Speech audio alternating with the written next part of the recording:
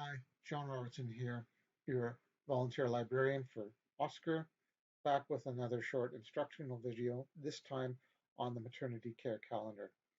Now, my previous video was on the pregnancy calculator, which is a much simpler e-form. This is quite a powerful e-form. It has a lot of links in it, and we're going to try to go through a few of them, get you familiar with how this works. First, before we start anything, I'm just going to mention that this was originally a research project from UBC. They were looking for a better wheel for the calculating the due date, and they came up with an electronic version that didn't shift around with a little rivet in the center and gave you accurate dates and as well gave you a lot of other prompting. So there is a article by Stefan Grabowski and Remy Newt and Colleen Kirkham in the Canadian Family Physician Journal in 1999, where they first described testing this. They had 12 practicing physicians, 12 residents, and 10 pregnant women, and they did a pilot test, and they found this to be quite useful. We're going to go to the OSCAR Canada website. We're going to download the latest version.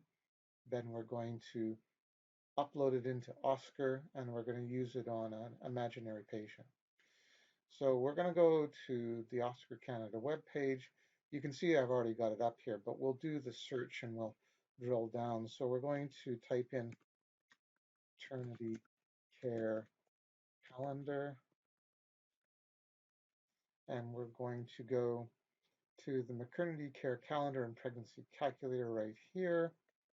When we get to that folder, we're going to actually drop down to Maternity Care Calendar 2014, but there's actually a newer one.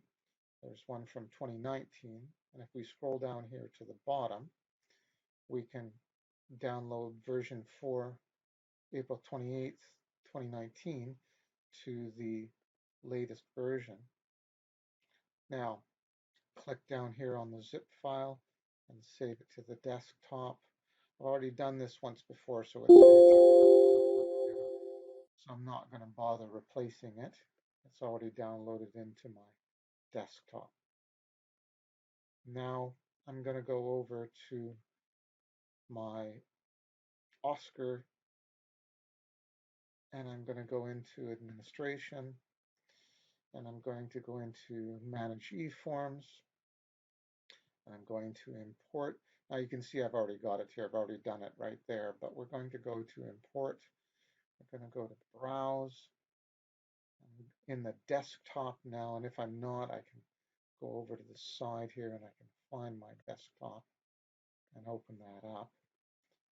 We're going to go down to the zip file. It's maternity care calendar. That's it right there. We're going to open that up. We're going to import it, and it's going to tell me that it's already there. Then we're going to have a look at the maternity care calendar outside of a patient's chart. Just have a look at what we've got available in here. So there's a spot for the name that we'll fill out when you've got it in the patient's chart. It tells you what today is. You can put in their last menstrual period if you haven't already. You can put in their first ultrasound date and how far along she was. Crown rump length we do in millimeters, and then we do calculate, and it tells us how far along the patient is. It's got a link to a couple of the other forms that we have. So if we click here on the prenatal genetic screening form, that'll pop up. We can fill that out for the appropriate date. Okay, let's go into a patient chart. I'll pick my imaginary patient, Jessica Rabbit. This is the same patient that I used when I was doing the pregnancy calculator. So she'll already have some information in the chart. Let's go here to the E for the encounter pane. We can either look for the map calendar right there, or we can go into eForms, click on the plus sign. We can go to show all. Now, we just downloaded it, so if we clicked on the modified date, it would come to the top. But we can also go Control F, and we can go Mat, and we can start searching. And there we go. We jump to the Mat calendar. So let's open this up. All right. So there's Rabbit Jessica and today's date. When I did the pregnancy calculator, we put a last menstrual period in, and that's been saved. So that'll be there. But we can put in that she had an ultrasound, say the 1st of October. Let's say that the crown rump length was 30 millimeters. If we hit the tab button, that'll say that today she's 9 weeks and 5 days.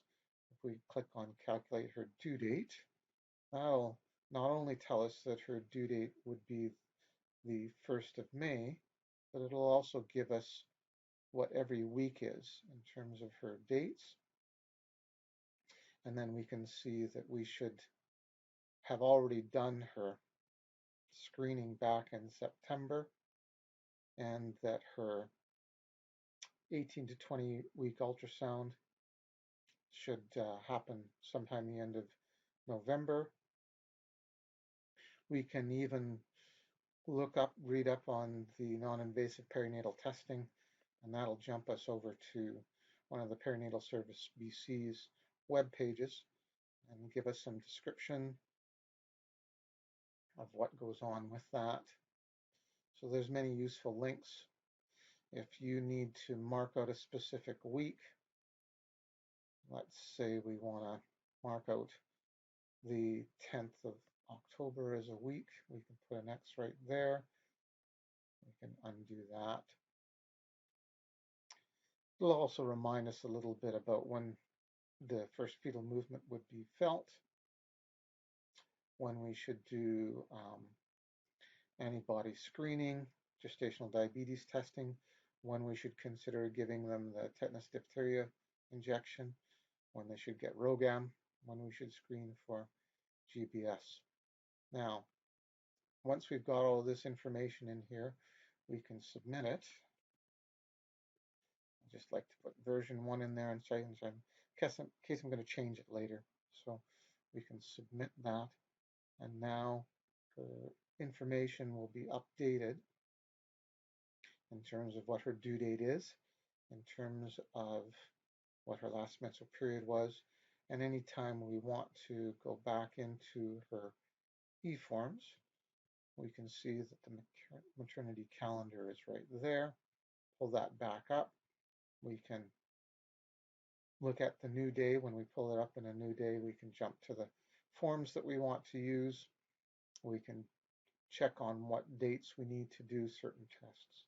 So hopefully that was helpful for you. And if you have any questions, you can always send them to the discussion group